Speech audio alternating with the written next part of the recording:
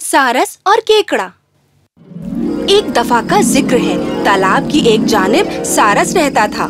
सारस उसी तालाब में मछलियाँ पकड़ता और निगल जाता। मछलियाँ उससे नफरत करती थीं, पर वो मछलियों को बहुत पसंद करता था क्योंकि मछलियाँ कितनी लजीज हैं। यम।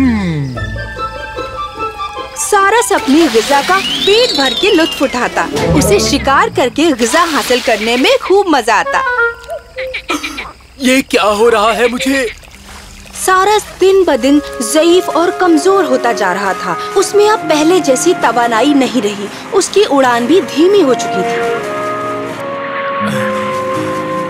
मैं थकान महसूस कर रहा हूँ।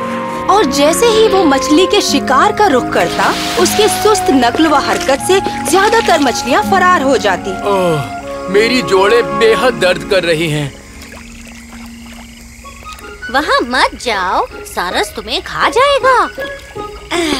ओहो, डरो मत। वो मुझे पिछले 2 हफ्तों से नहीं खा पाया। मैं उससे छेड़छाड़ भी करती हूँ, मगर इससे पहले कि वो मुझे पकड़े, मैं बहुत तेज भाग जाती हूँ। देखोगी कैसे? ये देखो, ऐसे। मेरी ग़िज़ा। ये पकड़ा। पर वो सीधा पानी में गिर पड़ा और मछली अपने दोस्तों की जानिब फरार हो गई। देखा तुमने? अब हमें सारस से डरने की जरूरत नहीं है। वक्त के साथ वो काफी कमजोर हो गया। अब उसमें इतनी तवानाई भी बाकी नहीं रही कि वो अपनी ग़िज़ा का इंतजाम कर पाए। अब मछलियाँ उसके अतराफ से तैरती, पर वो उनको पकड़ नहीं पाता। ओह, मेरा बदनसीब बुढ़ापा। ग़िज़ा का इंतजाम कैसे करूं? मैं पिछले 2 दिनों से शदीद भूखा हूँ।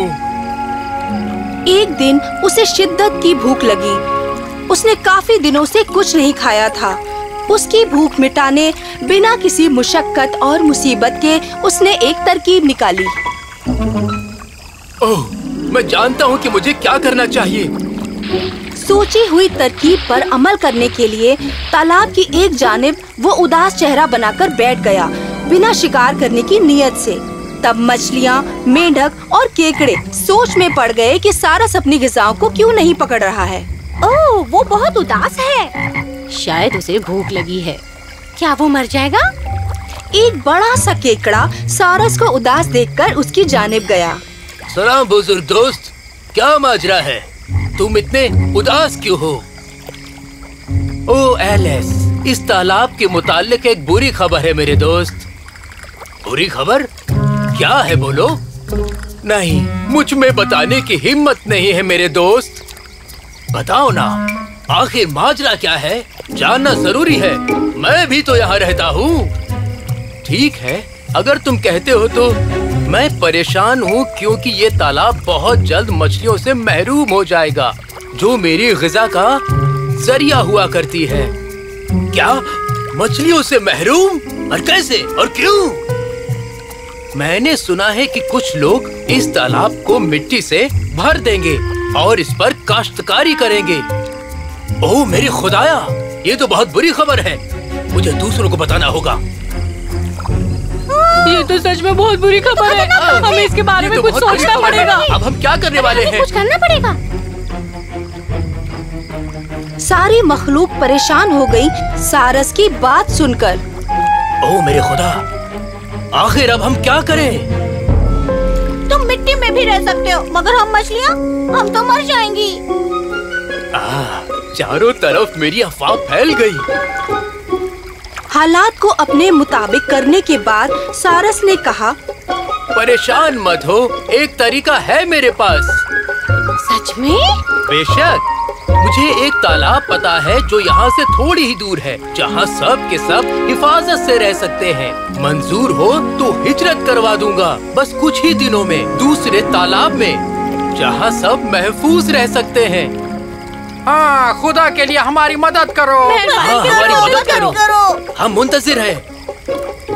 हर कोई जो तालाब में रहता था सारस की मदद हासिल करना चाहता था। मगर मेरी कुछ शर्तें हैं। क्या? क्या? क्या? मुझे आराम चाहिए होगा हिजरत के दरमियान ज़ईफ़ी की वजह से। कुव्वत के मुताबिक मैं थोड़ी सी मछलियाँ एक वक्त में उठा पाऊंगा। हमें मंजूर है। हम राजी हैं। हाँ, मैं भी राजी हूँ। मैं भी तैयार हूँ। तालाब की सारी मखलूक सारस की शर्तों पर उसके साथ हिजरत करने राजी हो गए। उसने अपनी पहली हिजरत के वक्त कुछ मछलियों को अपनी चोंच में उठा लिया, मगर दूसरे तालाब की जानिब जाने के बजाय वो उनको एक पहाड़ी पर ले गया और उनको खा लिया। अब जाकर मेरे पेट की भूख खत्म हो गई। थोड़ा आराम करने के बाद जब उसको फिर से भूख महसूस हुई, तब उसने दूसरी हिजरत का मंसूबा बनाया। ऐसा करके वो अपनी ग़िज़ा बिना किसी मुशक्क़त के हासिल करने लगा और कुछ ही दिनों में उसने फिर से तंदुरुस्ती हासिल कर ली। बड़ा केकड़ा भी दूसरी मछलियों की तरह हिजरत करना चाहता था। मेहरबानी करके मुझे भी दूसरे तालाब ले चलो। अच्छा मौका है कुछ नया लजीज चखने का। ठीक है, अगली बार तुम्हें ले चलूंगा। अगली हिजरत में जब कुछ वक्त गुजरा, वो तालाब अब यहाँ से कितनी दूर है? सारस को महसूस हुआ कि केकड़ा बहुत ही मासूम है। उसको सारस के खतरनाक मंसूबे के बारे में वाकफियत नहीं थी। बेवकूफ, तुम्हें लगा कि मैं तुम्हें बचाऊंगा? कोई दूसरा तालाब है ही नहीं यहाँ। मैंने मंसूबा बनाया था ताकि तुम सबको अपनी ग़िज़ा बना सकूं। अब तुम मरने के लिए तैयार हो जाओ। केकड़े को सारस के घिनौने मंसूबे का पता चला। मैं ऐसे मरने वाला नहीं हूँ खुदगर सारस। और बिना हवास खोए केकड़े ने अपने तेज पंजों से सारस की गर्दन दबा दी। मुझे तकलीफ हो रही है। अब तुम्हें और भी ज्यादा तकलीफ होगी। केकड़े ने सारस की गर्दन को पूरी तरह दबोच लिया और सारस ने अपनी जान गंवा दी। फिर केकड़ा जैसे तैसे अपने तालाब पर पहुंचा और सारा वाकया अपने साथियों को बयां किया।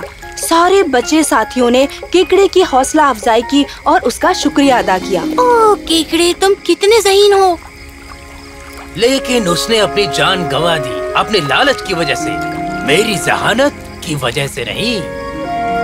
कहानी की नसीहत, हमेशा याद रखना, हद से ज्यादा लालच नुकसानदेह साबित होता है।